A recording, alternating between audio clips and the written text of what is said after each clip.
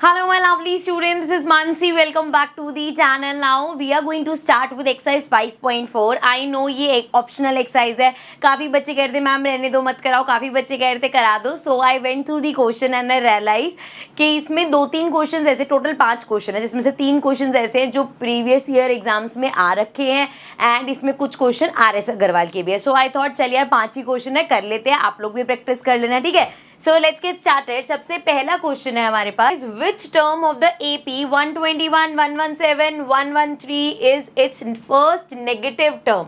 ठीक है, हमें बताना है कौन सी इस AP की पहली नेगेटिव टर्म होगी. ठीक है, हमें दिख रहा है AP हमारी क्या हो रही है, डिक्रीज हो रही है, करते करते करते करते कभी तो आएगा कि 0 से भी कम हो जाएगी, मतलब नेगेटिव हो जाएगी. तो हमें देखना है किस नंबर, कौन से प्लेस पे आके an जो है हमारा 0 से भी कम हो गया. नेगेटिव नंबर्स क्या होंगे, जो नंबर 0 से कम है सब नेगेटिव नंबर्स है भाई. सो कब ऐसा होगा, सिंपल जैसे हम वैसे करते हैं ना, अपना an का फॉर्मूला लगाते हैं. क्या होता है an का फॉर्मूला बच्चे, an equals to a plus n minus 1d. Same चीज यहाँ पे करते हुए चलेंगे, बस इक्वल्स टू की जगह हम ये लेके चलेंगे. सो an, यहाँ पे देखो पहले मैं क्या कर रही हूँ, an equals to a plus n minus 1d. ठीक है, अब यहाँ पे हमें देखना है a क्या है हमारा 121 प्लस n माइनस 1. n तो अभी हम निकालेंगे, d कितना है, d कितना होगा हमारा 117 में से 121 माइनस करेंगे. बेसिकली 121 में से हम 117 माइनस करेंगे एंड क्योंकि बड़ा वाला 121 है तो माइनस का आएगा. सो ये हो जाएगा 11 में से 7 गया 7, 8 9 10 11, ये आ गया 4, ये हो जाएगा 4 ही हमारा. तो -4 कॉमन डिफरेंस आ गया -4. सो ये आ गया -4. अब देखो अगर आप यहाँ ऐसे करते हो कि an 0 रखी है तो हम तो यहाँ पे फिर ये निकाल रहे हैं कि इस AP में 0 कौन सा नंबर पे आएगा, लेकिन हमें ये नहीं देखना. हमें देखना है कब ऐसा होगा कि ये जो है 0 से भी छोटा हो जाएगा. तो हम इस तरीके से लिखेंगे कि an कब 0 से भी छोटा हो गया. इसको सॉल्व करेंगे, आपको समझ में आ जाएगा कैसे कर रहे हैं. सो हमने an की जगह लिखा 0 और इक्वल्स टू नहीं लगाया क्योंकि हमें देखना है कौन सा n निकाल रहे हैं ना यहाँ पे. n मतलब कौन सी टर्म हमारी जो है 0 से भी छोटी है. तो इसके लिए क्या करेंगे, चलो अब इसको सॉल्व करते हैं. नॉर्मल जैसे इक्वल्स टू में सॉल्व करते हो ना वैसे ही सॉल्व करना है. जैसे यहाँ 121 प्लस का इधर आके माइनस का 121 हो जाएगा एंड यहाँ पे है n माइनस 1, इधर -4 क्या हो रहा है बच्चे, मल्टीप्लाई हो रहा है, इधर आके डिवाइड हो जाएगा. सो माइनस से माइनस कैंसिल. अब देखो ये डायरेक्ट करते हुए तो दिख नहीं रहे तो क्या करेंगे, इसको डिवाइड करते हैं. 4 को 121 से अगर मैं डिवाइड करूँ, 4 3 जा 12, ये आ गया 1, यहाँ पे आ जाएगा 0 से करेंगे 0, ये हो जाएगा पॉइंट लगा के 10, 2 जा करेंगे ये आ जाएगा 8, फिर से आ गया 20 आता है 5 पे. सो ये आ गया मेरा 30.25. सो 30.25 आ गया एंड यहाँ पे इस तरीके से n क्या होगा, इधर -1 है, इधर आके +1 हो जाएगा. तो इसमें +1 करो, ये क्या आया 31.25. अब ध्यान से समझना, and then more then n. So वो n की वैल्यू कह रहे 31.25 से ज्यादा. अब 31.25 तो कोई वैसे भी टर्म नहीं हो सकती, तो 31 से ज्यादा, एक ज्यादा क्या होगी भाई 32. इसका मतलब 32nd टर्म जो हमारी होगी वो हमारी फर्स्ट नेगेटिव टर्म होगी. समझ में आया बच्चे, क्या किया हमने, सिंपल हमने लिया कि भाई कौन सी term, which term is smaller than 0, कौन सी ऐसी टर्म है हमारी जो 0 से छोटी होगी. सो हमारे पास आया कि भैया 31.25 ये वाली एक टर्म है जो 0 से छोटी होगी. अब 31.25 तो टर्म हो नहीं सकती, अगर मैं यहाँ 31 लेती तो ऑफकोर्स 31 पॉइंट आए तो मतलब वो 0 से बड़ी होती. सो 31 के बाद कौन सी टर्म होगी 32, तो 32 हमारी ऐसी पहली टर्म हो जाएगी जो नेगेटिव होगी. ठीक है, समझ में आ गया. चलो नेक्स्ट पे चलते हैं बेटा. नेक्स्ट क्वेश्चन नंबर 2 है, the sum of the third and the 7th term of an AP is 6 and their product is 8. Find the sum of first 16 terms of the AP. इसमें क्या क्या दे रखा है, पहली चीज जो हमें यहाँ दी है sum of third and 7th term, मतलब थर्ड टर्म और 7th टर्म का जो सम है उसको जब हम प्लस करेंगे तो 6 आएगा. उसके बाद बोला एंड देयर प्रोडक्ट, इनका ही प्रोडक्ट मतलब थर्ड टर्म को अगर आप मल्टीप्लाई करोगे 7th टर्म के साथ तो आपको मिलेगा 8.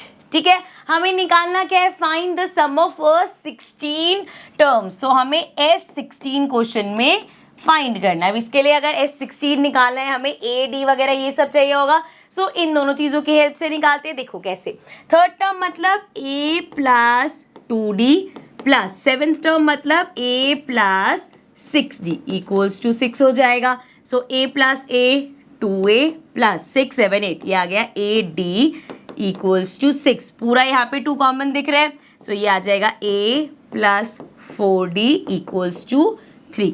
ठीक है, समझ में आया ना इसमें क्या किया मैंने। अब यहाँ से देखो, अगर मैं इसको इक्वेशन 1 बोल भी दूँ तो यहाँ से मुझे इक्वेशन 2 तो नहीं मिलेगी क्योंकि ये मल्टीप्लाई हो रही, तो स्क्वायर वायर में चला जाएगा।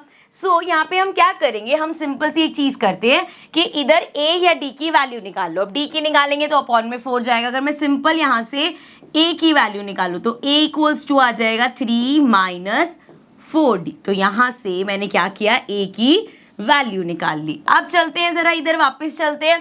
थर्ड टर्म का मतलब क्या है बेटा, A plus 2D multiplied by A plus 6D equals to 8। अब देखो, अगर हम इसको मल्टीप्लाई करेंगे A इंटू A स्क्वायर हो जाएगा, देन 2D इंटू 6D करेंगे वो D स्क्वायर चला जाएगा। तो इसी पॉइंट में सिंपल रख देते हैं, A की जगह 3 माइनस 4D पुट कर देते हैं। सो ये हो जाएगा A की जगह 3 minus 4D and plus 2D तो है ही हमारे पास।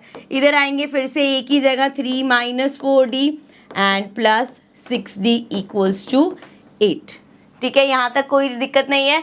चलो इसको फर्दर सॉल्व करते हैं। ये हो जाएगा 3 एंड प्लस माइनस माइनस 4 में से 2 गया, 2D आएगा लेकिन माइनस का। इधर चलते हैं, ये हो जाएगा 3 अगेन, प्लस माइनस माइनस 6 में से 4 गया, 2D लेकिन इस बार प्लस का इक्वल्स टू 8। अब देखो, अब ऐसे ही मल्टीप्लाई करना चाहिए।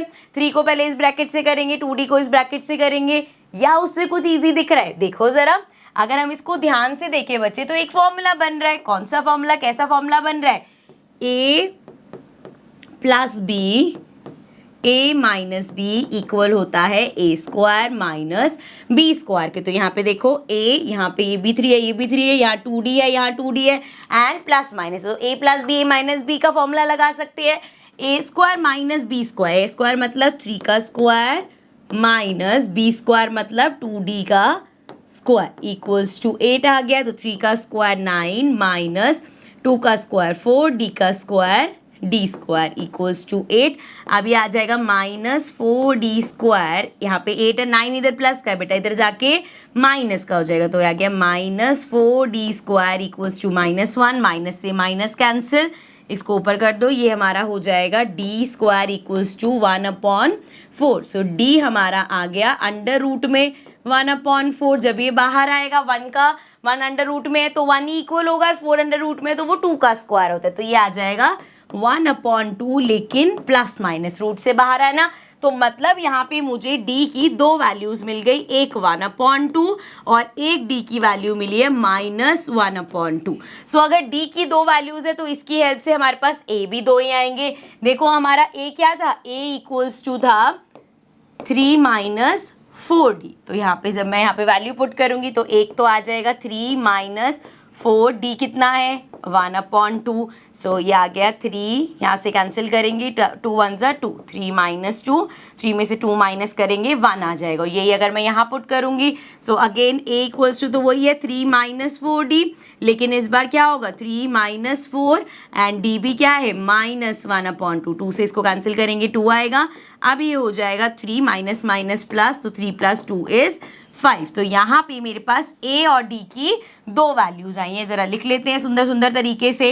एक हमारे पास आया है A इक्वल्स टू 1 जब D क्या था 1/2 था। इसी तरीके से एक आया A इक्वल्स टू 5 जब D था हमारा -1/2। ठीक है, एक ये आ गया हमारे पास, एक ये आ गया। अब A और D तो आ गया हमारे पास, उसकी हेल्प से हमें SN का फॉर्मूला क्या होता है हमारा n/2 2a plus n-1d। 16 terms का बोला है, n हमारे पास है, a और d हमने अभी निकाले, लेकिन एक बार आपको ये रखना पड़ेगा, एक बार ये रखना पड़ेगा, तो 2 SN की वैल्यू आएंगी यहाँ पे। चलो जरा स्टार्ट करते हैं। पहले एक बार चेक कर ले, 16 टर्म्स का ही निकालना था 11 टर्म्स का, 16 टर्म्स का निकालना था। चलो भाई, सो 2 SN की वैल्यू आएंगी, इसको पार्टीशन करके ऐसे लिख देते हैं। चलो पहले फॉर्मूला लिख दूं मैं यहाँ पे, SN equals to n/2 2a plus n minus 1d। ठीक है, चलो वैल्यूज पुट करते हैं बेटा। सो ये हो जाएगा हमारा n कितना है 16 अपॉन 2 देन 2a। अभी ये वाला देख रहे हैं a है 1 प्लस 16 माइनस 1 d कितना है 1 अपॉन 2। ठीक है, अब इसको सॉल्व करते हैं। ये आ जाएगा 8 एंड 2 1 ज़ा 2 प्लस ये हो जाएगा 15। सो ये आ गया 15 अपॉन 2 एंड ये आ जाएगा अगेन 8, ये हो गया 2 देन 2 2 ज़ा 4 प्लस 15। सो अब इसको कैंसिल कर सकते हैं, 2 को 8 से करेंगे, ये आ जाएगा 4। सो ये आ गया 4 एंड ये हो जाएगा 15 16 17 18 19। सो 19 4 ज़ा 76। तो SN हमारा आ गया 76 जब हमारा A इतना था और D इतना था। अभी अगर A 5 और D इतना है तो अगेन वैल्यू चेंज होगी ना। लिख लेते हैं ज़रा, पहले फॉर्मूला लिखते हैं। SN equals to n upon 2 2a plus n minus 1d।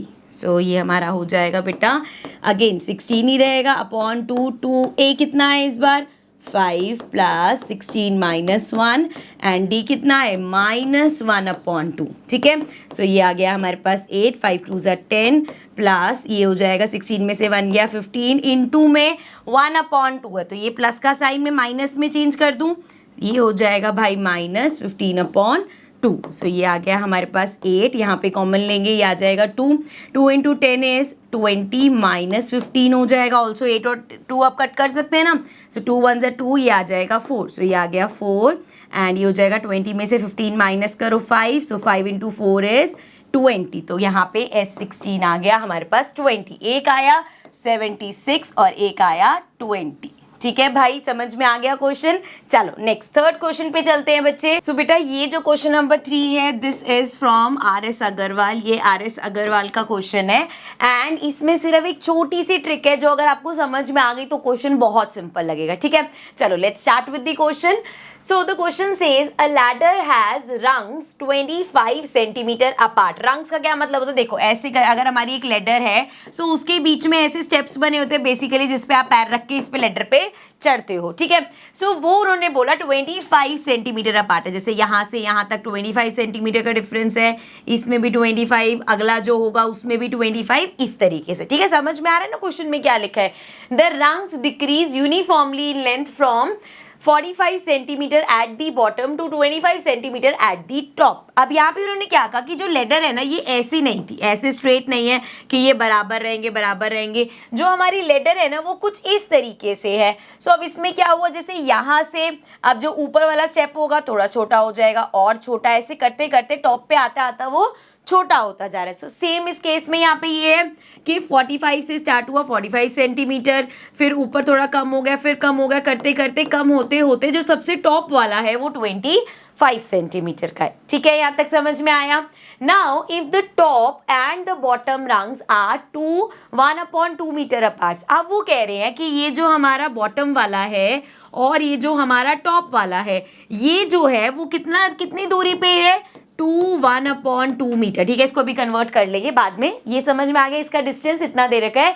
What is the length of wood required for the rungs? अब हमें बताना है कि ये जो यहाँ पे ये रंग्स बने हैं इसके लिए कितनी वुड रिक्वायर्ड होगी। ठीक है, अब पहली चीज भाई कितनी वुड रिक्वायर्ड होगी उसके लिए मुझे ये पता होना चाहिए कि नंबर ऑफ ये कितने हैं भाई, 10 है, 20 है, 15 है, 50 है, कितने यहाँ पे ऐसे स्टेप्स लगे हैं, तभी तो मैं बता पाऊंगी कि हाँ भाई अच्छा इतनों का निकालना है तो इतनी वुड चाहिए होगी। सो सबसे पहली चीज यहाँ पे हमें क्या करना है, हमें सबसे पहले फाइंड करना है नंबर ऑफ रंग्स। सो इसको समझने के लिए ना जरा एक एग्जांपल लेते हैं। सो इस तरीके से एक लाइन ले लेते हैं एंड लेट्स सपोज मैंने ना आपको ये एक स्केल दे दिया। ठीक है, आपके हाथ में एक स्केल दिया और मैंने आपको बता दिया कि बच्चे ये जो पूरा स्केल है ना मेरा ये 10 सेंटीमीटर का है। ठीक है, तो मैंने आपको भी क्या किया, एक स्केल दिया वो 10 सेंटीमीटर का है। देखो what I am trying to do is, ये जो आपका एग्जाम क्वेश्चन है उसके लिए मैं एक एग्जांपल क्रिएट करी ताकि आपको इजीली समझ में आ जाए। ठीक है, सो ये मैंने आपको दिया और मैंने आपको बता दिया कि बेटा ये 10 सेंटीमीटर का एक स्केल है और ये 10 सेंटीमीटर बना कैसे, यहाँ से लेके यहाँ तक बच्चे 2 सेंटीमीटर है, फिर यहाँ से लेके यहाँ तक फिर से 2 सेंटीमीटर, नंबर 2 3 4 देन 5 6 7 8 9 10। सो इस तरीके से मैंने आपको बता दिया कि बच्चे ये 10 सेंटीमीटर का एक स्केल दिया है मैंने आपको और ये 2 सेंटीमीटर का इसमें गैप है और ऐसे करते करते ये 10 सेंटीमीटर का बना। Now my question to you is कि बच्चे इसमें कितने डैश लगे होंगे तब जाके ये ऐसे बना। सो इसमें सबसे पहली चीज दिमाग में आएगी यार, ठीक है ये 10 सेंटीमीटर का है, 10 सेंटीमीटर का पूरा है एंड 2 में डिवाइडेड है, तो हम क्या करेंगे 10 अपॉन में 2 कर देंगे, तो हम नंबर ऑफ डैशेस कितने हैं वो निकाल लेंगे। ठीक है, आप 10 अपॉन 2 करोगे तो क्या आएगा 5 आएगा। चलो अब यहाँ पे जरा एक बार डैश काउंट करें 5 है या नहीं। सो 1 2 3 4 5 6 नंबर ऑफ डैशेस तो 6 है, तो ये 5 क्या है 5 जो आया है ना वो ये आया है कि देखो यहाँ से यहाँ तक का एक कॉलम बना, फिर यहाँ से यहाँ दूसरा बना, फिर तीसरा बना, फिर चौथा बना और ऐसे 5 बने हैं। सो इसने जब हमने इसको डिवाइड किया, जब हमने 10 को 2 से डिवाइड किया तो उसने हमें ये बता दिया कि देखो ऐसे 5 ये बने हैं। लेकिन अगर हमें नंबर ऑफ डैशेस चाहिए कि भाई कितने डैश ने मिलके ऐसे ये 5 बनाए हैं, तो हमें इस 5 में +1 करना पड़ेगा। सेम ये कंसेप्ट हम यहाँ पे अप्लाई करेंगे। कैसे, देखो यहाँ पे हमें इस तरीके से लैडर दे रखी है, ठीक है। अब इस लैडर का ना बच्चे हमें ये बता दिया कि जो टोटल इसकी हाइट है, मतलब हाइट भी क्या ये समझ लो कि जो पहला हमारा डैश है या पहला जो हमारा रंग है एंड जो हमारा यहाँ पे आखिरी रंग होगा, इसके बीच का जो डिस्टेंस है वो हमें दे रखा है 2 1/2 विच इज बेसिकली, यहाँ पे मैं क्लियर कर देती हूँ क्या होगा। 2 2 4, 4 + 1 5, 5/2 5/2 मीटर्स का मतलब है बच्चे 2.5 metre. Also 2.5 metre is 250 centimetre. So यहाँ से हमें क्या पता चला कि यहाँ से लेके पहले उससे लेके लास्ट वाला हमारा 250 सेंटीमीटर है। जैसे इधर था कि वो कितना सेंटीमीटर है 10 सेंटीमीटर, ये 250 सेंटीमीटर है। अब यहाँ पे इन्होंने क्या बताया कि बेटा ये इस तरीके से लगे हुए हैं कि ये जो बीच में गैप है 25 है, फिर 25 है, फिर 25 है, फिर 25 है एंड सो ऑन। जैसे यहाँ पे मैंने बताया था कि बच्चे ये गैप ना 2 2 का है, ठीक है। तो हमने क्या किया था, अब सिंपल जो वहाँ किया था वैसे ही यहाँ करेंगे। अगर हम 250 अपॉन में 25 कर दें, 250 अपॉन में 25 कर दें, सो हमारे पास आ जाएगा 10। लेकिन ये 10 क्या आएगा कि कितने गैप है 1 2 3 4 5 ऐसे करते करते 10 गैप्स है। लेकिन हमें नंबर ऑफ ये चाहिए ना, ये कितने रंग्स कितने हैं, तो हम क्या करेंगे +1 कर देंगे जैसा हमने यहाँ पे किया। ठीक है, अभी एक बार समझ आ गया? अगर बिल्कुल समझ नहीं आया वीडियो को रिवाइंड करो दोबारा से, इस एग्जाम्पल को पहले समझो फिर इस पे आना, ठीक है। एंड जिनको थोड़ा बहुत समझ में आ गया अब इस पूरे को रब करते हैं एंड मैं दोबारा ही सारी चीजों को लिखूंगी तो आपको और अच्छे से क्लियर हो जाएगा। सो यहाँ पे हम फाइंड कर रहे हैं नंबर ऑफ रंग्स। तो यहाँ पे हमने देखा टोटल जितना इसका डिस्टेंस है। अच्छा इसको मैं यहाँ पे ये आपको मेंशन भी करना पड़ेगा भाई, 2 1/2 है। This can be written as 2 2 4 + 1 5/2 metres which is equal to 2.5 metres. Now 1 metre equals to 100 centimetre. So 2.5 metre equal हो जाएगा 2.5 इंटू में 100 विच इज 250 सेंटीमीटर। ठीक है, सो यहाँ पे आ गया 250 centimetre. So number of rungs हो गया हमारा 250 सेंटीमीटर, जितना टोटल डिस्टेंस है उनका, अपॉन में जितना एक का डिफरेंस है दैट इज 25। तो अपॉन में 25 एंड +1, क्योंकि अगर हम सिर्फ डिवाइड करेंगे तो वो ये बताएगा कि 1 गैप 2 गैप 3 गैप 4 गैप, ऐसे कितने गैप्स हैं ये बताएगा। हमें देखना है कितने ऐसे रंग्स लगे हैं इसके बीच में, इसलिए +1 हुआ है। ठीक है, क्लियर है, समझ में आ गया? चलो सो ये हमारा हो जाएगा बेटा, ये कैंसिल हो जाएगा, ये आ जाएगा 10 + 1 इक्वल्स टू 11। सो यहाँ पे नंबर ऑफ रंग्स हमारे 11 आ गए। ठीक है, ये चीज समझ में आ गई। अब सिंस आपके पास नंबर ऑफ कितने हैं ये पता चल गया, अब आपको निकालना है टोटल वुड कितनी लगेगी, मतलब सम निकालना है हमें। SN फाइंड करना है। SN फाइंड कर सकते हैं, बिल्कुल कर सकते हैं। SN का फॉर्मूला लगाएंगे, we have n/2 2a + n - 1 d। सो ये हो गया हमारा फॉर्मूला। अब यहाँ पे क्या क्या चाहिए, n चाहिए, अभी हमने निकाला 11, नंबर ऑफ रंग्स 11 है, सो वो 11 हो गया। a और d कब होता है, जब एक ap होती है। यहाँ पे ap क्या है, हमें पता है 45 से स्टार्ट हुआ और ऐसे करते करते वो अपना डिक्रीज होता हुआ जा रहा है। सो हमारी ap कैसे बनेगी, 45 से स्टार्ट हुआ, अब नेक्स्ट हमारा कुछ होगा, फिर ऐसे करते करते लास्ट हमारा 25 है, ये हमें क्वेश्चन में दे रखा है। सो यहाँ से अब भाई मुझे d और a तो नहीं मिलेगा, लेकिन ये मेरा a हो जाएगा, ये मेरा l हो जाएगा, मतलब मेरे पास फर्स्ट टर्म और लास्ट टर्म है। सो क्यों ना हम फॉर्मूला दूसरा लगा ले, कौन सा formula, n/2 a plus l, ये तो लगा सकते हैं, a और d नहीं है तो क्या हुआ, a प्लस l वाला लगा लेंगे। सो आओ जरा वैल्यूज पुट करते हैं, वी विल गेट 11 रंग्स हमने निकाले अपॉन 2, फर्स्ट टर्म हमारी कितनी है 45 प्लस लास्ट टर्म 25, प्लस कर दो इसको, ये आ गया 11/2 एंड 5 5 10, सो ये आ जाएगा 4 5 6 7 70 आ गया। इसको ज़रा यहाँ पे डिवाइड हो जाएगा, ये आ जाएगा 35। नाउ 35 इंटू 11 कर दो, 5 1 ज़ा 5, 3 1 ज़ा 3, अगेन 5 3, ये हो जाएगा 5 6 7 8 and 3, so this is 385। So therefore इतनी जो है वो वुड रिक्वायर्ड होगी अगर हमें यहाँ पे वो सारे रंग्स बनाने।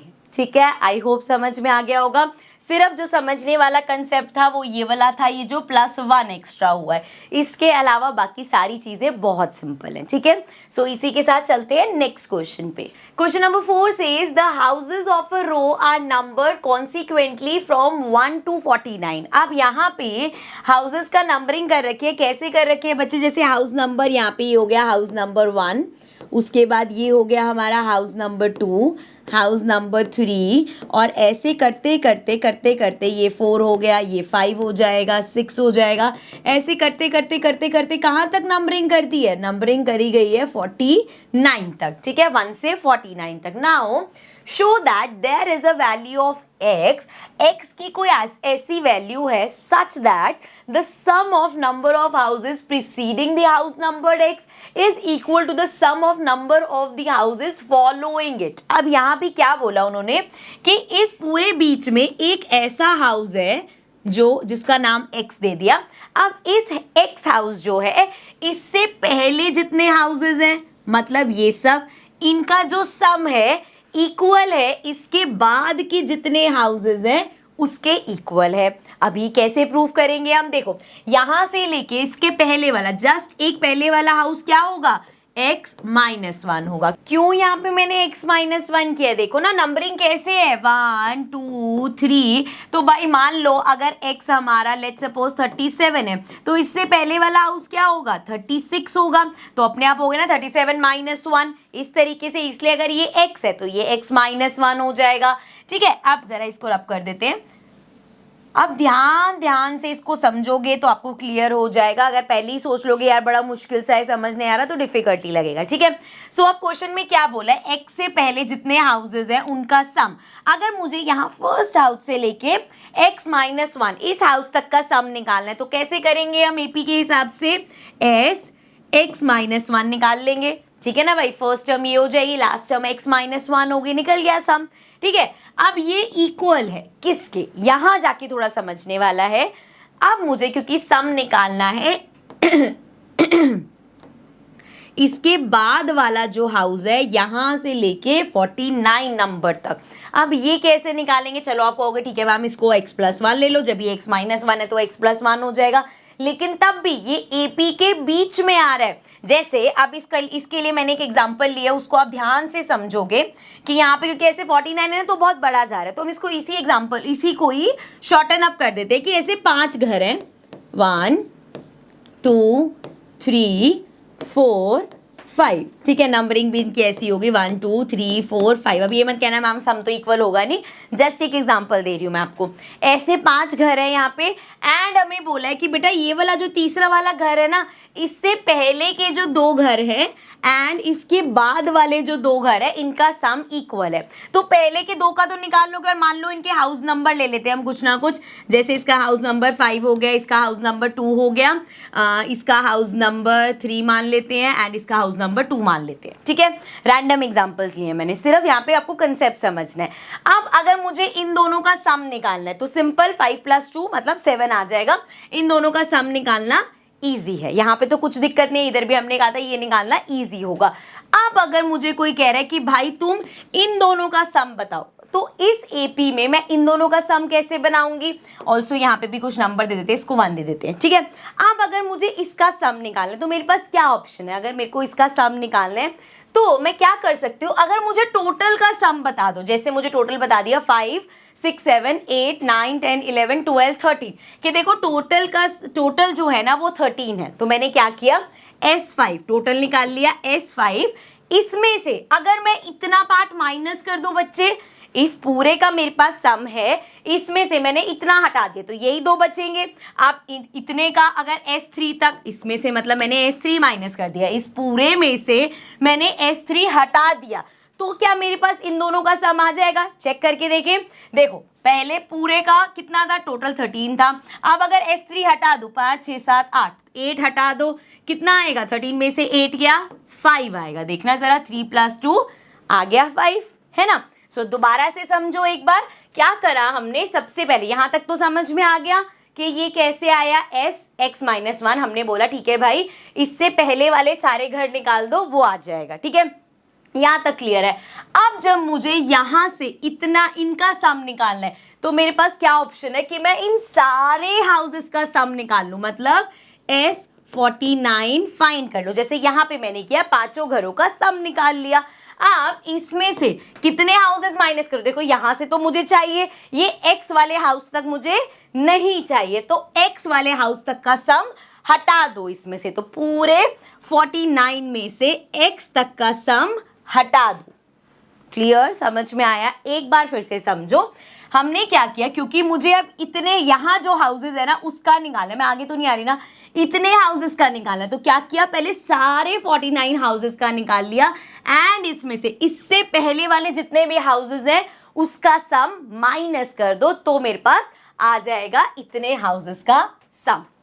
ठीक है, ये चीज क्लियर है। चलो, अगर समझ में आ गया तो बहुत अच्छी बात है, नहीं तो please watch the video again, आपको यहां से कंसेप्ट क्लियर हो जाएगा। ठीक है, अब मैं दोबारा से स्टार्ट कर रही हूं।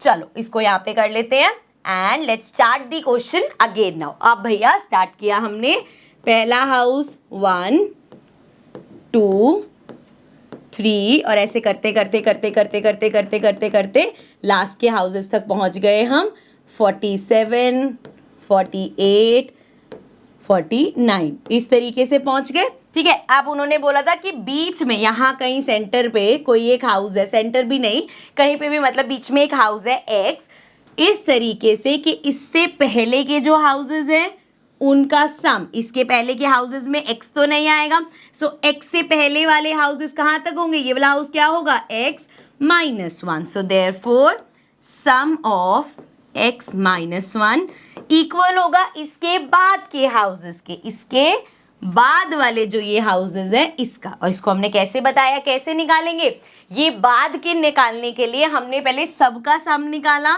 S49 तक का, अब इस पूरे का आ गया, इसमें से क्योंकि हमें सिर्फ बाद का चाहिए तो S यहाँ पे सम ऑफ x तक का माइनस कर देंगे हम।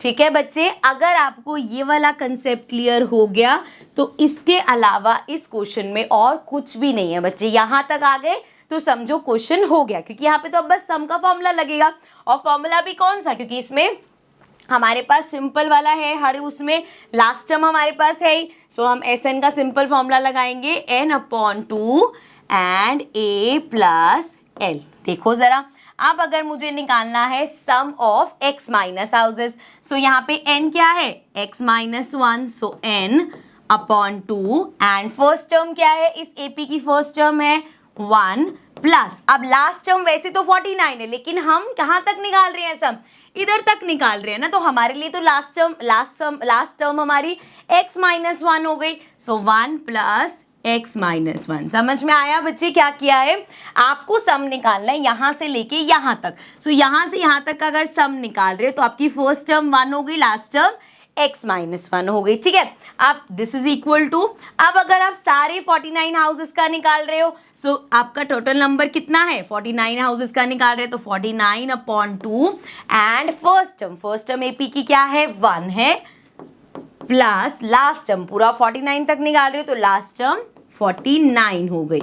इसमें से माइनस करो, अब हम सम निकाल रहे हैं यहां तक, x तक निकाल रहे हैं, सो x हमारा n हो गया, तो x/2 एंड फर्स्ट टर्म क्या है 1 प्लस लास्ट टर्म, अब x तक निकाल रहे हैं तो लास्ट टर्म x हो गई, ठीक है। अब ये वैल्यूज पुट कर दी हमने, चलो जरा इसको सॉल्व करते हैं। देखो जरा यहाँ पे एक एक्स्ट्रा ब्रैकेट और लगा लो ताकि कुछ प्लस माइनस की गलती ना हो।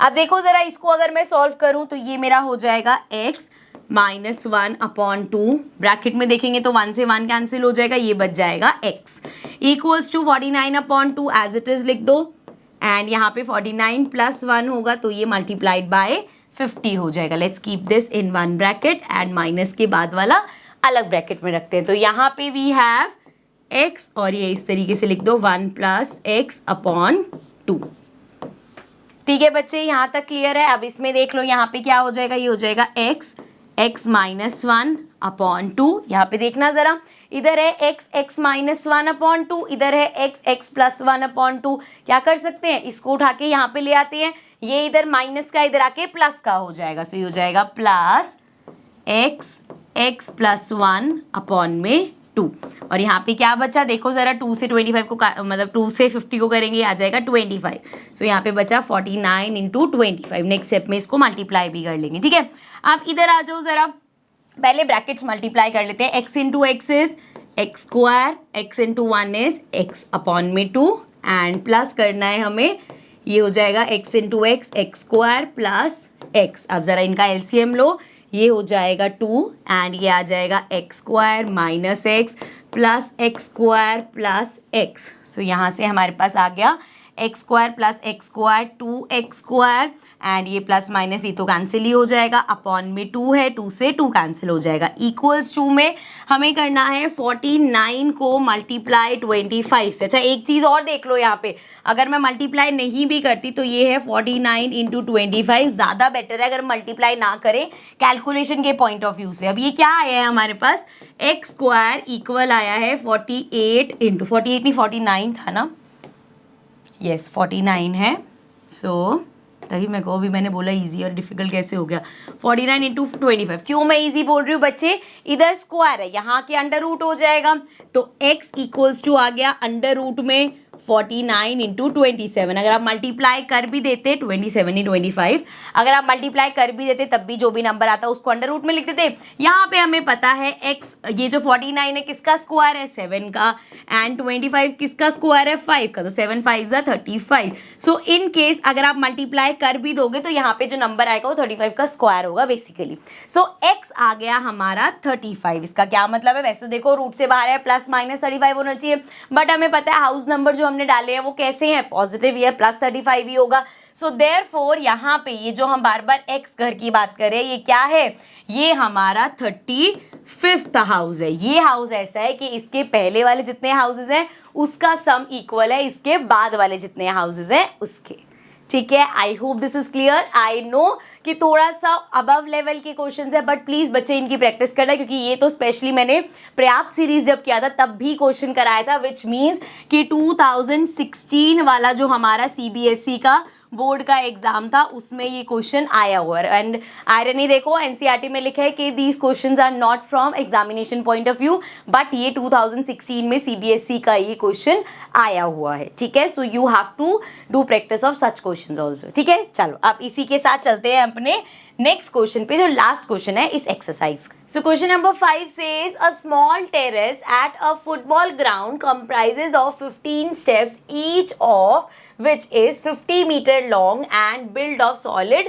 कंक्रीट। सो इस तरीके से समझ लो ये स्टेयर्स है यहाँ पे, एंड ये हमें कितनी बताई गई है, कितनी स्टेयर्स है, 15 स्टेप्स, ऐसे 15 स्टेयर्स है। सो 1 2 3 4 5 6 7 ऐसे करते करते 15 स्टेयर्स है हमारे पास। Now each step has a rise of 1/4 meter and a tread of 1/2 meter. अब ये rise क्या होता है और tread क्या होता है, देखो बेटा, जब भी कोई सीढ़ी बनी होती है इस तरीके से ऊंची होती है, देन ये फ्लैट चीज है जहां हम पैर रखते हैं, फिर अगली इतनी ऊंची, फिर ये फ्लैट, फिर जहां पे ये इतना ऊंचा, फिर फ्लैट. तो इस तरीके से हमारी स्टेयर्स होती हैं. तो इस केस में जो राइज है वो ये वाला पार्ट हो गया कि यहाँ पे राइज है, मतलब ये इतनी ऊंची है, देन उसके बाद ये इतनी ऊंची है, ये इतनी ऊंची है, ये इतनी ऊंची है, ये इतनी ऊंची है. तो हर स्टेप एक दूसरे से कितना ऊंचा है, 1.4. सो यहाँ पे अगर हम बात करें तो ये जो राइज है ये हो गया 1/4. इसके अलावा बोला है अ ट्रेड. ट्रेड वो पार्ट हो गया जहां पे स्टेयर पे आप पैर रखते हो. जैसे इसमें देखोगे तो ये तो राइज है, यहाँ व्हाइट वाले पे पैर रखोगे, फिर अगला पैर इस पे, फिर इस पे, फिर इस पे, इस तरीके से चलोगे स्टेयर्स पे. सो यहाँ पे अगर हम बात करें तो ये जो फ्लैट वाला पार्ट है ये हमारा हो गया 1/2 मीटर्स. ये दे रखा है 1/2. सो इस केस में बात करोगे तो ये व्हाइट वाला 1/2 दे रखा है. ट्रेड वो पार्ट हो गया जिसपे हम पैर रखते हैं. राइज हो गया जैसे अगर आप सीढ़ी पे यहाँ पैर रख रहे हो, यहाँ पे आपने पैर रखा तो अगली सीढ़ी ऊंची हो गई ना, तो ये जो उसकी ऊंचाई है, जो हाइट है, दैट इज 1.4. तो सारी सीढ़ी एक दूसरे से 1.4 ऊंची ऊंची चल रही है. Calculate the total volume of concrete required to build the trains. आप इतना टोटल कितना कंक्रीट लगेगा. देखो यहाँ पे एक चीज और समझो, इसको जरा मैं रब कर देती हूँ. देखो यहाँ पे आपको क्या निकालना है, अगर मुझे मिल जाए कि एक सीढ़ी जो है उसका कितना वॉल्यूम है, सो 15 है, मैं SN का फॉर्मूला लगा के निकाल दूंगी 15 का. अब यहाँ पे एक चीज है जो बार बार चेंज होगी. देखो अब ये जो ट्रेंड है ये तो सेम ही रहेगा, ये तो हमारा 1/2 ही रहेगा. सीढ़ी की जो लंबाई, जैसे अगर हम इसमें समझो, ये ज्यादा इजी है, ये जो है ये सेम ही रहेगा, ये हमारा 50 ही रहेगा. ठीक है, इसका जो ये वाला पार्ट है जहां पे हम पैर रख रहे हैं वो सेम ही रहेगा 1/2. चेंज क्या होगा, देखो सीढ़ी ऐसे ऊपर को जा रही है तो ये वाला जो पार्ट है, जैसे ये जो पहला वाला है 1/4 है, इसका अगला क्या हो जाएगा. इसको मैं थोड़ा सा जूम कर रही हूँ बच्चे ताकि आप इस चीज को अच्छे से समझ सको. देखो अब यहाँ पे जरा मैं इसको रब करती हूँ एंड इसको थोड़ा सा पेन को छोटा कर लेते हैं. ठीक है, अब ध्यान से समझना बच्चे, ये वाला पार्ट आपका कितना है 1/4. ये वाला पार्ट है 1/4. जो नेक्स्ट सीढ़ी है उसका यहाँ इस चेयर से अगर देखोगे तो 1/4 ही है, लेकिन यहाँ पे तो पूरा है ना, ऐसा तो नहीं है उसको खाली छोड़ दोगे, अंदर खाली तो नहीं छोड़ोगे, जो यहाँ पे कंक्रीट है वो तो इधर भी लगेगा भाई. सो ये 1.4 हो गया प्लस 1.4. अब अगला इतना पार्ट 1.4 है, ये 1.4 यहाँ तक है, उसके बाद ये भी प्लस करोगे मतलब 3 टाइम्स 1.4 हो गया. फिर से यहाँ पे ये बढ़ गया, ये बढ़ गया, ये बढ़ गया, ये बढ़ गया. सो इस तरीके से ये बढ़ता जाएगा. सो जब हम वॉल्यूम निकालेंगे सो उसमें हमें पता है वॉल्यूम का फॉर्मूला क्या होता है बच्चे, वॉल्यूम हमारा इक्वल होता है, एक मिनट जरा मैं इसको ठीक से जूम कर लेते हैं पहले. ठीक है, अब हमें पता है बच्चे वॉल्यूम हमारा क्या होता है, length into breadth into height. So we know that volume, क्योंकि एक क्यूबॉइड बन रहा है, so length into breadth into में हाइट. सो यहाँ पे अगर हम जब स्टेयर की बात कर रहे हैं, सो जो इसकी लेंथ है 50 है, ये सेम ही रहेगी हर बार. सो लेंथ हमेशा 50 ही रहेगी. अगर हम इसकी ब्रेथ की बात करें, सो मतलब अगर हम इस चीज की, इसको ब्रेथ को, इस चीज को ले लो कि यहाँ पे जहाँ पे पैर रख रहे हो यहाँ पे भी सेम, यहाँ पे भी सेम, ये सारा सेम ही रहेगा, ये इसमें तो कोई चेंज नहीं है. सो कितना है 1/2. अच्छा 50 मीटर ही है ना, ठीक है, ये कि जो सेम रहेगा वो क्या है 1/2 है. अब जो हाइट है वो हर लेवल पे चेंज होती रहेगी. जैसे अब देखो जरा, इसको मैं थोड़ा सा और इसको ऐसे कर लेती हूँ. अगर मैं पहले स्टेप की बात करूं, अब यहां से देखो मैं कैसे लिख रही हूं इसको, वॉल्यूम ऑफ फर्स्ट स्टेप. जो यहाँ पे पहला स्टेप बना है, अगर मैं उसके वॉल्यूम की बात करूं तो लेंथ 50, इसका जो ये चीज ब्रेथ वाला पार्ट है जहां पे पैर रखते हो वो वाला पार्ट 1/2, जो इसकी हाइट है वो 1/4. सो इनटू में 1/4. सो ये तो परफेक्ट है बिल्कुल. करो जरा इसको सॉल्व करो, ये हो जाएगा हमारा 2, ये आ जाएगा 25. सो ये आ गया 25/4. ठीक है, इसको ऐसे ही छोड़ देते हैं. तो पहले स्टेप का ये आ गया. अब देखो बच्चे, यहाँ पे एक ऑप्शन है आपके पास, पहले का निकाल लो, दूसरे का निकाल लो, तीसरे का वॉल्यूम निकाल लो, एंड देन आपके पास जो ये आ गया ये A हो गया, A2 A3, इस तरीके से आप A और D निकाल सकते हो. बट हम यहाँ क्या करेंगे, अगर मुझे पता है मुझे SN ही निकालना है, पहला स्टेप मैंने निकाल लिया, अब मैं लास्ट स्टेप निकाल लेती हूँ, A+L वाला फॉर्मूला लगा दूंगी. So volume of last step अगर मैं लास्ट स्टेप की बात करूं कि भैया आखिरी वाला जो स्टेप है ना, ये वाला जो स्टेप है, मैं इस वाले का वॉल्यूम निकाल रही हूं। ध्यान से देखना बच्चे, अगर आप इसका वॉल्यूम निकाल रहे हो, ठीक है, फॉर्मूला क्या रहेगा ma'am, length into breadth into height ही रहेगा। लेकिन यहाँ पे क्या बदल गया, अगर मैं इसकी लेंथ की बात करूं तो क्या इसकी लेंथ बदल गई? नहीं, ये अभी भी 50 सेंटीमीटर ही है, ठीक है, तो ये 50 ही होगा। इनटू में अगर मैं इसकी ब्रेथ की बात करूं कि जहां पैर रख रहे हैं वो जगह बदल गई, क्या वो सीढ़ी जैसे इतनी थी, इतनी अगर और चौड़ी हो गई है? नहीं, वो उतना ही, ये कितना है, 1/2 ही है। लेकिन इसकी हाइट चेंज हो गई है, क्योंकि पहले वाले की हाइट थी 1.4, यहां पे हाइट इतनी ज्यादा हो गई है। सो इसकी हाइट अच्छा कितनी बड़ी होगी, हर स्टेप पे हाइट बढ़ती हुई आ रही है और सेम हाइट बढ़ती हुई आ रही है। तो पहले स्टेप पे अगर 1/4 है तो दूसरे पे 1/4 इंटू 2, तीसरे पे 1/4 इंटू 3, चौथे पे 1/4 इंटू 4, ऐसे करते करते 15th पे कितनी हो जाएगी, 15 इंटू 1/4। सो यहाँ पे हाइट हमारी हो जाएगी 15 इंटू 1/4। सिंस ये सारे मल्टीप्लाई हो रहे हैं तो हम इसको आराम से कट कर सकते हैं। सो यहाँ से इसको कट करेंगे, 2 से इसको करेंगे 25, वैसे और कुछ कट होगा भी नहीं, तो अब मल्टीप्लाई कर लेते हैं। अपॉन में तो हमारे पास 4 ही इधर आ जाएगा, 25 इंटू में 15। सो 5 5 ज़ा 25, 5 2 ज़ा 10, 11 12 एंड ये आ जाएगा 2 5, ये आ गया 5 6 7 एंड ये आ गया 375। तो यहाँ से हमें क्या मिला कि पहले स्टेप का वॉल्यूम है 25/4 एंड ऐसे करते करते सेकेंड स्टेप, थर्ड स्टेप का ऐसे करते करते लास्ट स्टेप का वॉल्यूम निकाला हमने 375/4। ये हो गया लास्ट स्टेप का वॉल्यूम। तो अब यहाँ से अगर मैं एपी की फॉर्म में देखूं तो मेरे पास फर्स्ट टर्म है, मेरे पास लास्ट टर्म है। सो हम सारा निकाल देंगे एसएन की हेल्प से। सो 15 स्टेयर्स हैं टोटल। सो एसएन मतलब S15 हमें निकालना है n/2 2a, अच्छा 2a वाला नहीं, हम तो a + l वाला फॉर्मूला लगाएंगे ना। सो a + l, let's put the values. So 15 stairs का निकालना है, n15 है, 15/2। फर्स्ट टर्म हमारी क्या है 25/4 एंड लास्ट टर्म क्या है 375/4। इसीलिए मैंने वहाँ पॉइंट में कन्वर्ट नहीं करा था, क्योंकि पता आगे जाके प्लस होंगे तो एलसीएम डायरेक्ट 4 आ जाएगा। सो ये हो गया बच्चे हमारे पास 15/2 एंड यहाँ पे ये आ जाएगा 4, ये आ जाएगा 25 + 375। सो ये आ गया 15/2 एंड मल्टीप्लाई में इसको प्लस कर लो, 5 5 10 हो जाएगा, 7 8 9 10 अगेन एंड ये आ गया 400/4। अब यहाँ पे देखो ये तो सिंपली कट हो जाएगा, 400/4 है, ये आ गया 1, ये आ गया 100, अभी 2 और 100 भी कट हो जाएंगे तो ये आ जाएगा 50। Now 15 into 5 is 75। सो ये आ गया हमारे पास 750। सो टोटल जो हमसे पूछा था कितना वॉल्यूम है जो लगेगा इस पूरे को बनाने में, दैट इज 750। ठीक है, तो इसी के साथ जो हमारी ये ऑप्शनल एक्सरसाइज थी वो भी कंप्लीट होती है। अभी इस चैप्टर के एग्जाम्पल्स बचे हैं, तो नेक्स्ट सेशन में हम इसके एग्जाम्पल्स करेंगे एंड देन फाइनली हमारी एनसीईआरटी के सभी एक एक क्वेश्चंस हमने सॉल्व कर लिए। ठीक है, so I see you all in the next session and अगर अभी तक आपने चैनल को सब्सक्राइब नहीं किया please make sure to subscribe the channel. Bye for now.